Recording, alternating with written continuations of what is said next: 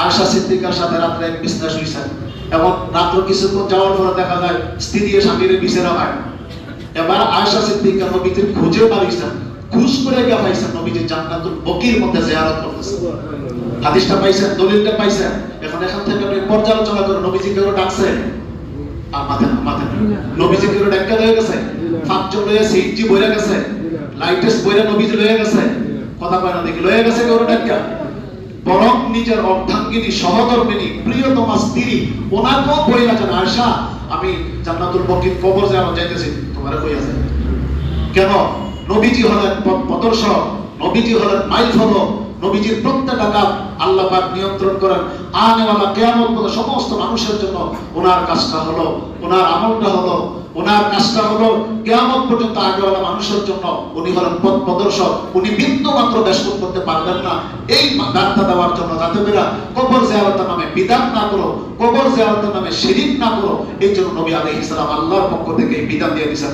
একলা একলা নিরাল গেছেন, গোপনে গেছেন, কেউ বলেন না। বুঝাতে পারছেন কথাগুলো? যদি মনে করেন যে আমল করলে সওয়াব নিতে হবে, তাহলে এইভাবেই করতে হবে।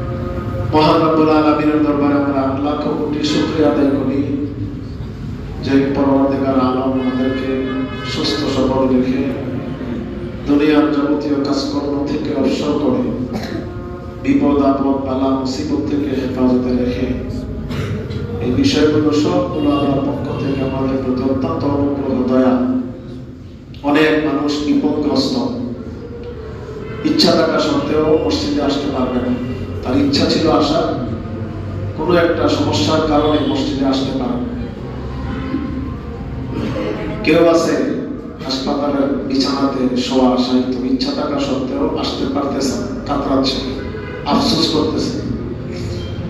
কেউ আছে এমন সবকিছু ঠিক আছে, শারীরিক তার কোনো অসুবিধা নেই, কিন্তু তার বুঝের বেশ কম, তার সিদ্ধান্তের বেশ কম, তার বুঝের বেশ কম, সিদ্ধান্তের বেশ কম, সিদ্ধান্তের ভুল, যার কারণে জুমার দিনও নামাজ একেবারেই টোটাল পড়ে। তাই এদের যে পরিণাম কি হবে, যারা শারীরিক সুস্থতা থাকা সত্ত্বেও, সক্ষমতা থাকা সত্ত্বেও সিদ্ধান্তের ভুলের কারণে, বুঝের ভুলের কারণে যারা এই অপরাধগুলো করছেন, এদের পরিণাম পরিণতি যে কি হবে সেটা বর্ণনা করে শেষ করা যাবে না। মারাত্মক পরিণতি হবে। আর যারা মাজুরের কারণে, অসুবিধার কারণে আসতে পারে না, এরা আল্লাহ পাক হয়তো কি করবেন, ক্ষমা করবেন। জাগাত বসে ওই জায়গাতে যদি সক্ষমতা থাকে তাহলে জোহরের নামাজ তাদেরকে পড়ানো, তারা জুমার নামাজ পড়তে পারবেন, জোহরের নামাজ তাদেরকে পড়তে হবে। তো এক জুমা, এক শুক্রবারের আমলগুলো যদি আমরা সঠিকভাবে করতে পারি, সঠিক শব্দ না বলে সঠিকভাবে করতে পারি, শর্টকাটে হিসাব হলো পেছনের 10 দিনের গুনাহ আল্লাহ পাক মাফ করে দেন। কত বড় সুযোগ আল্লাহ পাক দিয়ে দিয়েছেন। এজন্য শুকরিয়া আদায় করে আল্লাহ পাক আমাদেরকে আগে মসজিদে এসে স্বাধীনভাবে, কত দূর কালকে মুরব্বী বলতেছেন হুজুর নিশ্চিন্তে নামাজ পড়তে পারি, যে কোনো একটা কারণে পেরেশান, বাসাতে ঘুমাইতে পারি, একটা টেনশন, কখন যেন আয়েশা গ্রেফতার করে নিয়ে আসে। বুঝছেন কি বলছি? কখন যেন পুলিশ গ্রেফতার করার জন্য চলে আসে, ভয় লাগে। এই জন্য নামাজটা পাড়ার মহল্লা মসজিদে পড়তে পারি না, দূরে গিয়ে লুকাইয়া পড়া লাগে। বলেন তো এই মানুষটা মুরব্বী মানুষ, আমার বাবার বয়সী, চাচার বয়স, কেমন লাগে কথাটা শুনলে? শান্তি না অশান্তি? এই যে আল্লাহ পাক আমাদেরকে এতগুলো থেকে মাফ করছেন, হেফাজতে রাখছেন, এই জন্য শুকরিয়া আদায় করি, সকলে বলি আলহামদুলিল্লাহ। বিপদে পড়ার আগে, বিপদে না পড়লে বিপদে আগের সময়ের মূল্য বুঝে আসে। অসুস্থ না হলে সুস্থতার মূল্য বুঝে আসে। টেনশন আর ব্যস্ততা না আসলে নিশ্চিন্ত এবং নিরাপদ থাকার মূল্য বুঝে আসে। এটা আমাদের অভ্যাস। আমরা থাকতে মূল্যায়ন করি না, হাতছাড়া হয়ে গেলে তখন টেনশন করি। ঠিক আছে কথা? থাকতে মূল্যায়ন করি না, আর যখন হাতছাড়া হয়ে যায় তখন হাই হুতাশ করি। এই হাই হুতাশের কোনো দাম নাই। এই জন্য আমরা শুকরিয়া আদায় করি, সকলে বলি আলহামদুলিল্লাহ। শাবান মাস চলতেছে, শাবান মাস চলতেছে। আগে থেকে আমরা শুনছি আলোচনা, বেশি বেশি পারলে রোজা রাখা, খুব মন দিয়ে কথাগুলো শুনবো, আমলের নিয়ত শুনবো।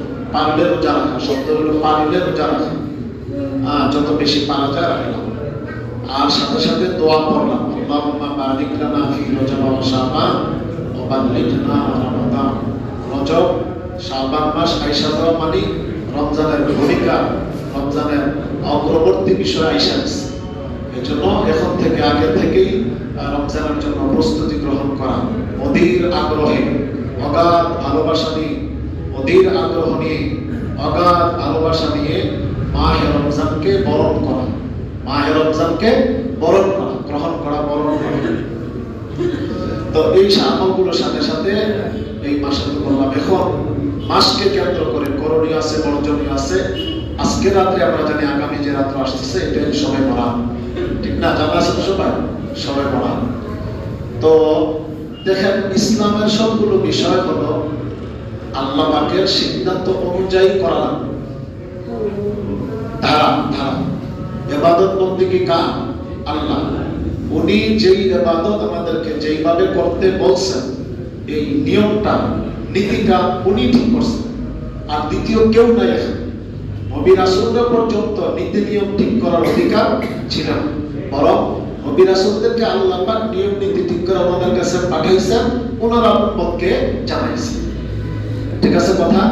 নবীরা নিজেদের পক্ষ থেকে ধর্মের কোন বিষয় নিয়ম নীতি ওনাদের বলার কোন সুযোগ ছিল না। আল্লাহ পাক পরিপূর্ণভাবে ওনাদেরকে গাইড করছেন, ওনাদেরকে নিয়ন্ত্রণ করছেন, ওনাদেরকে পথ প্রদর্শন করছেন, কিভাবে উম্মতকে কোন বিষয়টা করবে, করবে, দেখাবে, সব এভাবে বলে দিয়েছেন। নবীদের পর্যন্ত নিজের পক্ষ থেকে প্রবৃত্তির বশবর্তী হইয়া, নিজের মনেরটা আছে, মনের বশবর্তী হইয়া মন করা কোন আমল নিজেও করার নাই, উম্মতকেও করার জন্য বলেন নাই। এই জায়গাটা আমাদের সকলকে আসতেই হবে। আজকে অনেক মানুষ এই জায়গাটা আসে না, যার কারণে সমাজে দ্বন্দ্ব, বিভিন্ন দলে আমরা বিভক্ত। ইসলামকে কেন্দ্র করে আমরা বিভিন্ন ভাবে বিভক্ত, একে অন্যকে গালাগালি করি, একে অন্যকে তিরস্কার করি, একে অন্যকে হেয় করি। এই জায়গাটা না আসার কারণ, এই জায়গাটা না আসার কারণ। তো সব শাবান মাসকে লইয়া করণীয় শুনেলাম, কি কি করব। বর্জনীয় আছে অনেক, আলহামদুলিল্লাহ আগের চেয়ে অনেক কমছে, অনেক রাত এখনো আছে। আগেও বলছি, বলা হয় এটা বাদ্দির মাস, একটা মাস আছে না, আসিল না আগে? বাদ্দির মাস আইছে, সেরাকের মাস আইছে, হালুয়া রুটির মাস আইছে। দয়া করে খোলা মনে শুনবা। আগের থেকে যদি আপনি একটা সিদ্ধান্ত নিয়ে রাখেন, তাহলে আমার কথাটা বুঝে আসবে না, মাথায় ঢুকবে না।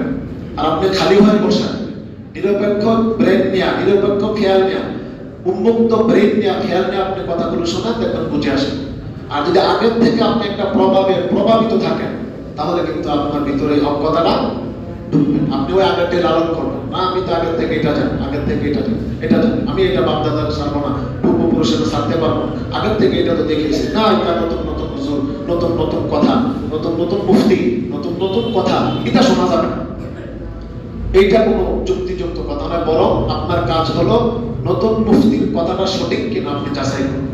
সঠিক হইলে কি গ্রহণ করবেন না? এই জন্য বলছেন নবীরা, যদি আমার কথাটা সত্য হয় তো বউ কি মানবে না?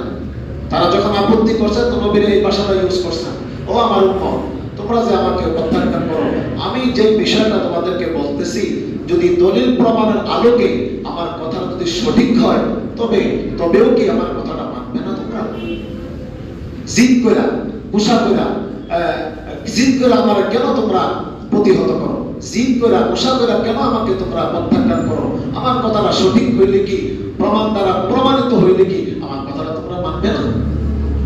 আর কি বলবে? উচিত হলো, নিয়ম তো হলো প্রমাণ দ্বারা প্রমাণিত হলে মানা। এটা হলো বুদ্ধিমানের কাজ, এটা হলো বিবেকবানের কাজ। তো এই সমস্ত কথাগুলো ছিল। দেখেন, খুব খেয়াল করবেন, বিষয়গুলো নিষেধ না। আপনি একটা হালুয়া বানায় মুর্দার জন্য সওয়াব পান, দেখেন কেমনে নিষেধ না। মুর্দার জন্য আপনি কোনো খাবার আয়োজন করে খাওয়ান, বাচ্চা দেন খাওয়ান, ধনী গরিবকে খাওয়ান, কোনো নিষেধ নাই। পেশটা কোন জায়গায় লাগে বুঝেন? আপনি ওই যে মাস নির্ধারণ করছেন, দেশ টাইম নির্ধারণ করছেন, দিন নির্ধারণ করছেন, যেটা আল্লাহ করে নাই, আগে বেশি করেছে আল্লাহ করে নাই, ওই জায়গা থেকে সমস্যা। আপনি আপনার আব্বার জন্য হালুয়া রুটি বানাইয়া গরিব পোলাপান পাঠিয়ে দেন, বাধা নাই, সব পাইব। সিদ্ধি বানাই আপনার আত্মীয় গরিব পোলাপান আপনি পাঠিয়ে দেন, সব পাবে। গরু জবুকরা খাটিয়ে আপনি আপনার আত্মীয় স্বজন প্রত্যেকের জন্য পাঠিয়ে দেন, সব পাবে, কোনো অসুবিধা নেই। কিন্তু আপনি যদি বলেন যে শাবান মাসেই করা লাগবে, চেষ্টা করছেন কোন জায়গাটা বলছি এটা, আপনি যদি বলেন শাবান মাসেই করা লাগবে এই জায়গাটা, এটা ঠিক করেন, করেন, অসুবিধা নেই। তো এগুলো মূলত ঠিক না।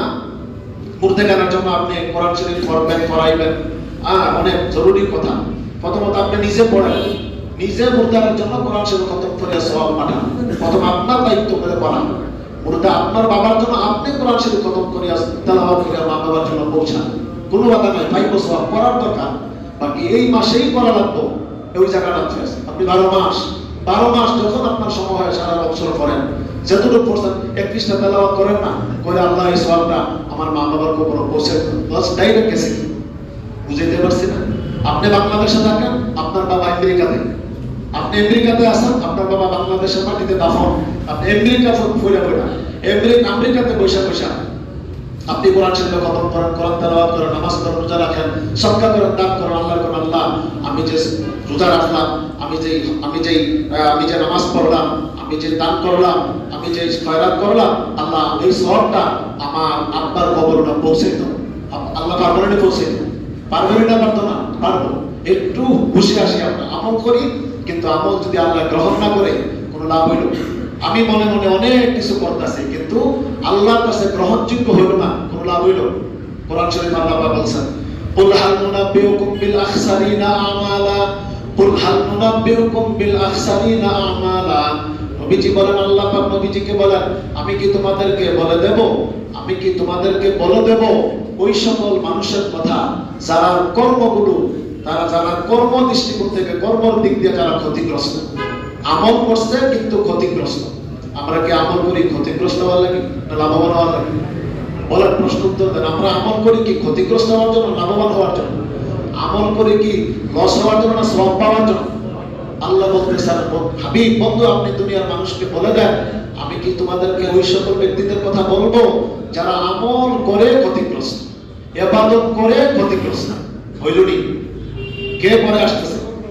ইবাদত করে কিন্তু ক্ষতিগ্রস্ত, মানে কি ইবাদতের পুরস্কার আল্লাহর কাছ থেকে তারা পাবে না।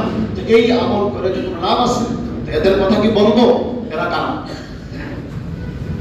আল্লাযীনা দাল্লা সা'য়ুহুম ফিল হায়াতিদ দুনিয়া, এরা ওরা যাদের দুনিয়াতে যাবতীয় চেষ্টা, দুনিয়াতে যাবতীয় এদের কাজ, দুনিয়াতে এদের যাবতীয় আমল নষ্ট, পথভ্রষ্ট, অগ্রহণযোগ্য। ওহুম ইয়াহসাবুনা আন্নাহুম ইহসিনুনা সুনআ, অথচ তারা মনে করে আমরা খুব ভালো কাজ করতেছি। মিলছে নি কথাটা? দেখতে পাইছেন কি? তাহলে আমি মনে মনে বালা মনে করিয়া, আমি মনে মনে বালা ঠিক, আমার কাম ঠিক, আমার আমল ঠিক, আমি মনে করিয়া যেত করি, আল্লাহ পাক যদি গ্রহণ না করেন, যদি আল্লাহ পাক গ্রহণ না, কি পেলাম এখানে? কি পাইলাম? যে যাদের আমল নষ্ট, অভ্রষ্ট, যাদের আমল অকেজু, আর এরা মনে করে যে আমরা কোনো ভালো কাম করি, আমরা কাম সঠিক, আমরা কাম ঠিক, আমরা জানি করে এটা ঠিক, আর ওহাবি কামটিওয়ালা যেটা করে এটা শব্দ ঠিক। এটা শব্দ পেলে আমার কি বোঝার? আপনারা কেন? ও ভাই, আল্লাহর দরবারে কোনো গালাগালি হয় না।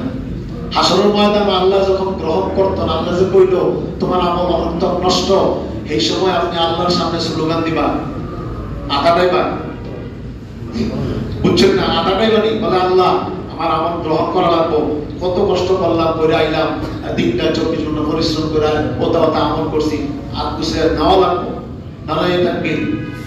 বুঝেন না কোন জায়গায় কথা বলতে? স্লোগান চলবো, এটি বলার কারণ আছে। স্লোগান চলবো, আন্দোলন করে 200 জন মারি লেবা, হাসরের ময়দান মানুষ মারবা না ফেরেশতা মারবা, কারে মারবা কও দেখি কে আছে? মারা যাইবো দুনিয়ার নাইলে ক্ষমতা দিয়া পাওয়ার দেখাইয়া 2-4 জন মারিয়া নরবয় দেখাইয়া আপনি বেড়া হইল উফরে গেলাম। কিন্তু হাসরের ময়দানে এটা কিছু চলবে না। সব কথা পরিষ্কার। আল্লাহর পছন্দ মতো যদি আমলগুলো হয় তাইলে আল্লাহ গ্রহণ করবে, আর পছন্দের বাইরে করলে হাজারো করেন আপনি, একবারে বস্তা ভরিলাম না কেন, আল্লাহ পাক গ্রহণ করবে না। তাহলে এই বাস আপনি করেন মুর্দারের জন্য কোরআন শরীফ খতম করে সওয়াব করে আপনি পৌঁছান। আগে বলা মধ্যেও পড়া খুব মারাত্মক বুঝতে হবে, তবে এই পড়ানোর উদ্দেশ্যে আপনি কোনো বিনিময় দিবেন না। মুর্দেগানের ইসালে সওয়াবের উদ্দেশ্যে কোরআন শরীফ খতম কইরা ফরাইয়া হাদিয়ার বিনিময় পরিষ্কার হারাম, পরিষ্কার হারাম। শব্দ খেয়াল করেন। হ্যাঁ, তো এখন বড় জটিল মাসআলা, এটা ফতোয়া জায়গা না, কেউ রাখতে পারবে না।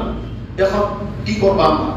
আমি বলি সবসময়, আগেও বলছি, কোরআন শরীফের খতমের সওয়াব সামান্য না। আপনি যত নিয়ত করবেন আল্লাহ পাক কত দিতে পারেন। খুব খেয়াল করেন কথাটা, আল্লাহর ওয়াস্তে খেয়াল করেন, অনুরোধ করি।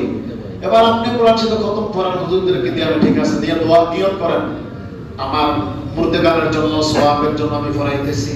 আমার জাগতিক উদ্দেশ্য আছে, আমি ব্যবসায়ী, দেশে বিদেশে আমার আত্মীয় স্বজন আছে, ছেলে মেয়ে আছে, বেমার আজার আছে, বিপদ আপদ আছে, বালা মুসিবত আছে, এগুলো সবগুলো জাগতিক। খেয়াল করছেন? এগুলো সব জাগতিক বিষয়। আর জাগতিক বিষয়ে কোরআন শরীফ খতম করাইয়া বিনিময়ের লেনদেন কি আছে? জায়েজ আছে। খেয়াল করেন, জাগতিক বিষয়ে কোরআন শরীফ খতম করাইয়া বিনিময়ের লেনদেন জায়েজ আছে, কিন্তু মুর্দারের জন্য সওয়াব পৌঁছাইয়া কোরআন শরীফ খতম করা বিনিময়ের লেনদেন জায়েজ নাই। এবার আপনি সুন্দর করে আপনার নিয়ত করেন, নিয়ত ইন্নামাল আমালু বিন্নিয়াত। আমি কোরআন শরীফ খতম করাইছি ঠিক, আমার উদ্দেশ্য হলো এই খতমের সওয়াব। মা বাবা ফাম, আমার জিন্দা মুর্দা, দেশে বিদেশে, বেমারে আজারে, এমনি সামনে সব মিলে আমি সুস্থতা অসুস্থতা, বিপদ আপদ, বালা মুসিবত, বাচ্চা কাচ্চা, লেখা পড়া সবকিছু মিলে সব নিয়ত করেন না। এবার আপনি যখন হাদিয়া রাখলে নিয়ত করেন, মুর্দারের নিয়তটা বাদ দিয়া আর বাকি নিয়ত আপনি হাদিয়া রাখেন। নিয়ত আছে, নিয়তের দ্বারাই নেগেটিভ, নিয়তের দ্বারাই পজিটিভ। নিয়ত করবেন হয়ে যাবে এবং নিয়ত করবেন হয়ে যাবে মহৎ। সুতরাং যেহেতু সুযোগ আসতে আমরা ভুল পথে কেন চলবো? আল্লাহ পাক আমাদেরকে তৌফিক দান করে, সবাই বলি আমিন। সময় আইসা গেছে, আজকে সামনে রাত্রটা হলো শবে বরাত।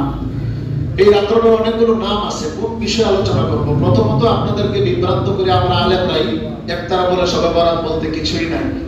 একটু শবে বরাত বলতে একেবারে বিদআত। যারা মিডল ইস্টে থাকা, সৌদি আরব থেকে বিভিন্ন দেশে যায়, এরপরে ফিরা যখন দেশে আসে, সেটা সৌদি আরব দিতে কিছু নাই, একবারে কোনটা নাই, অস্তিত্ব নাই, তা বলতে কিছুই নাই। আয়েশা বড় বড় বলা মানে শবে বরাত বলতে কিছুই না, গেল এক পক্ষ। আরেক পক্ষ বলে শবে বরাত বলতে অনেক কিছু আছে, শবে বরাতের রাত্রে অনেক কিছু করা যায়। আমি বলি পোশাক বুঝাবার জন্য অনেক কিছু করা যায়। কি কি করে খেয়াল করেন? শবে বরাতের রাত্র আইলে, শবে বরাত আইলে, ও ভাই কিতাবের কথা, মহিলারা ঘরবাড়ি লেফে, ঘরবাড়ি লেফে পর্যন্ত, কাঁচা ঘর হইলে ঘরবাড়ি লেফতেন, থাল বাসন মাজিয়া পরিষ্কার করে। শবে বরাত আইছে, থাল বাসন আন্টি ফাতিল মাজিয়া চকচকা করে, শাড়ি দিয়া মাঝে ছাই দিয়া চকচক চকচক চকচকা করে।